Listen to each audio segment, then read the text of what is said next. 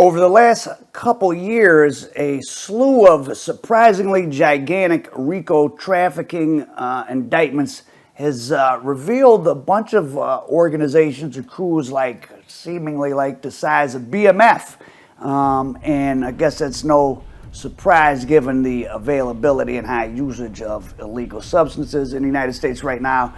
And a really big one that happened in summer 2020 was down in Atlanta. One of the raids was in the neighborhood known as the Bluff, you probably heard of. 142 kilograms of heroin, which is, I mean, that's the largest amount I can ever think of being seized at once. I mean, other than like at the, entering into the country. And this was taken out of a couple houses in Atlanta, one of them in the Bluff.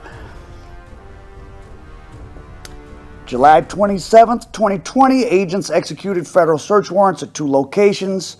Inside a studio apartment in Atlanta, they found 28 kilos of heroin, 6 kilos of coke, some weed, and $1 million in cash. And there was 41 guns in the house, along with kilo presses, strainers, other things you use to package up. And then, if that wasn't big enough, they hit another house. And this had 142 keys of heroin in it. That's like having, 500 or something kilos of cocaine in terms of money. It's unheard of size seizure. So, who's connected to this? According to the U.S. District Attorney, the investigation started in October 2019. Federal agents uncovered ledgers from the Jalisco New Generation Cartel. I was going to say a Mexican-based group, but from Mencho's group. And then that led them to say, who's this guy in Atlanta who has turned in $31 million in 14 months? And the guy turned out to be this gentleman, Antonio DeShawn, Freckleface Sean Daniels. He received over 1,000 kilos of cocaine between August 2018 and 2019, and he turned in $31 million. So they hit him for 142 kilos of heroin, like that they actually got. So you're talking about $10 to $15 million in heroin at once. And then in a separate thing, in the ledgers, he had turned in $31 million for coke. So this guy was moving at a really high level, and it was connected to the Jalisco New Generation Cartel. That's Mencho's group. El Chapo and Sinaloa was strong up in Chicago. I guess Jalisco's getting a little stronger in the south. In Atlanta, just like Chicago, big transportation hub.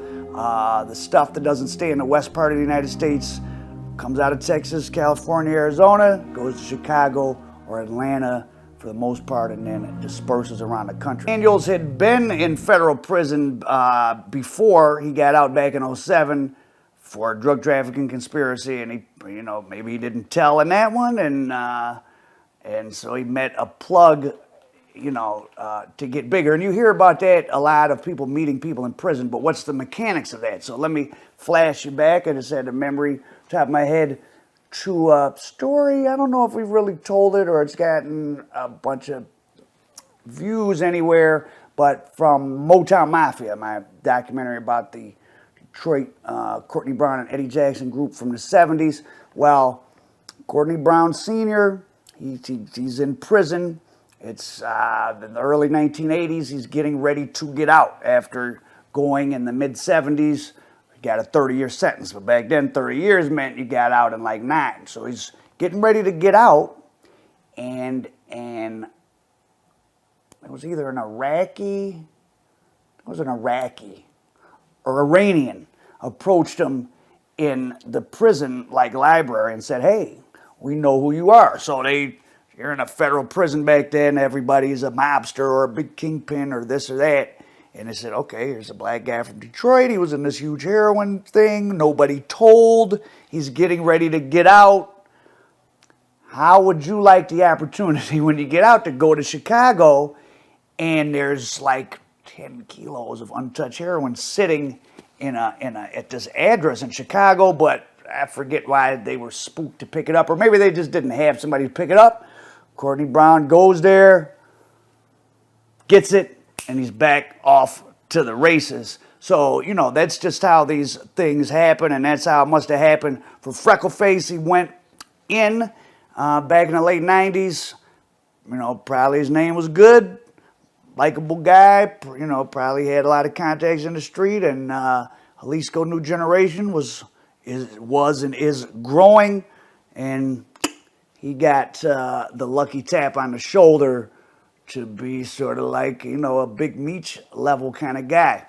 So that's a sign of changing currents of power in narco land. Like I said, Freckleface was working with Mencho, and FBI and state prosecutors touted the arrest of Antonio Deshaun Daniels as a, quote, significant crush to the Jalisco New Generation Cartel's ability to smuggle H, coke, and other drugs into the Southeast.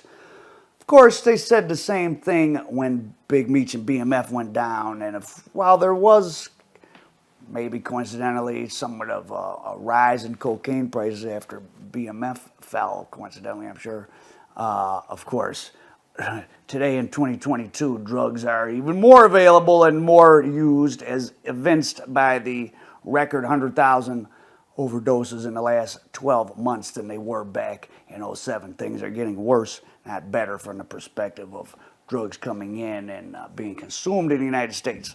So like I said, to recap, there was an operation going on down in Mexico. They got accounting ledgers, pointed to a guy in Atlanta who had turned in $31 million for cocaine in a 14-month span. And this led to the investigation in the city of Atlanta proper, where they hit some houses, one of them in the Bluff, where they got 142 kilos of H and some other stuff and a whole bunch of guns. And Antonio Deshaun, Freckleface, is sitting in federal lockup, trying to figure it out as we speak. You usually don't see that happen twice, where a drug dealer comes back out. He's, if he can't get out of this, he's in a lot of trouble, because he's looking at a heavy sentence, because like I said, he already did time for drug conspiracy. And to quote a DEA agent, you usually don't see that happen twice, where a drug dealer comes back out and restarts his activity after doing time in federal prison.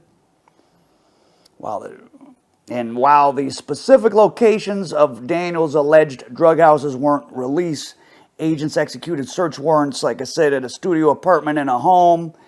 And one of the local news stations, I think, figured out that it was on Whitehall Street, which is just south of the Bluff and English Avenue, Vine City. That's like a notorious open-air drug market. It's called the heroin capital of the South. I don't know if that's true or not. I've been to the Bluff, did an interview there. Check out my interview with King Fam Goon, Drummond Street to Money Street. Not anyone I was around was doing anything, but the Bluff definitely in general, there's a lot of people standing on corners and cars pulling over and, etc. and so forth. It was pretty active to be a really kind of like burned out, dilapidated. It was almost like a Detroit neighborhood, a lot of vacant lots, abandoned houses, but a lot of activity, a lot of cars. So a lot of action, and that's where Daniels had some of the stuff stashed. And the Bluff is the most well-known part of a very historic and old part of Atlanta, which contains the travails of urban black America, at least in microcosm. Like I said, which unfortunately means it's the so-called heroin capital of the South.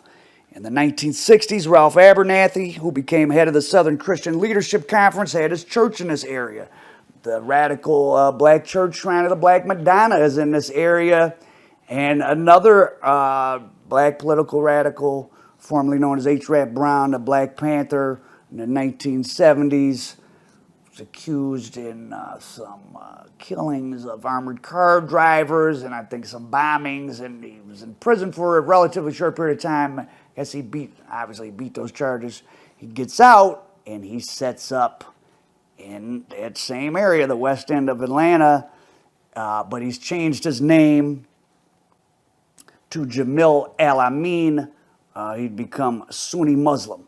And that area, my friend in Atlanta referred to as the Muslim area, which I was like, what does that mean? So I was looking up the history. So it's a drive through it. It's a black neighborhood, but a lot of people in traditional or whatever the Sunni Muslim garb is, and I guess that's where Rollo got his connection to that. And of course, if you remember, that was a big, huge marijuana case some years back where they said Rollo was flying weed from California to Atlanta, and he bought a whole apartment complex over there and was running it like sort of a quasi-Islamic thing and letting people stay there free in a community, and etc. So really interesting neighborhood, lots of history there, political and street, and where the streets and the political collide is in Jamil Al-Amin, H-Rap Brown, who when he set up there, he built a mosque and he became a community organizer and activist and leader, such as he had been as a Black Panther. So he was tasked himself with putting the drug dealers out of the community. Okay, that's good. While in 1995, a so-called drug dealer got shot walking past the mosque, and he said Jamil Al-Amin, H-Rap Brown did it, and they took him into custody and charged him. But then immediately, within like a day, the victim said, "Oh no, I misidentified him. It wasn't him." Police say it was because he was pressured. I don't know, but during the 90s, the feds did investigate the mosque, Jamil Al-Amin, for involvement of 14 murders in the West End neighborhood out of the Sunni Muslim mosque, which that's an interesting untold story and unknown, because maybe it's not true because they weren't charged with anything. But in 1999, he was charged with killing 2 Black Atlanta police officers, and he was convicted. And Jamil Al-Amin, H-Rap Brown, is currently in bad health, residing, and it might be in Florence, or he's in one of the high custody federal prisons, and they're trying to get him home on compassionate early release because it looks like the end is near. Freckleface Sean to H-Rap Brown, the Bluff, Vine City, the West End, the heroin capital of the South, so they say. Huge case out of there with Freckleface Sean just a little while back, and it's relatively early for a case of that size, so he's probably just sitting in federal lockup.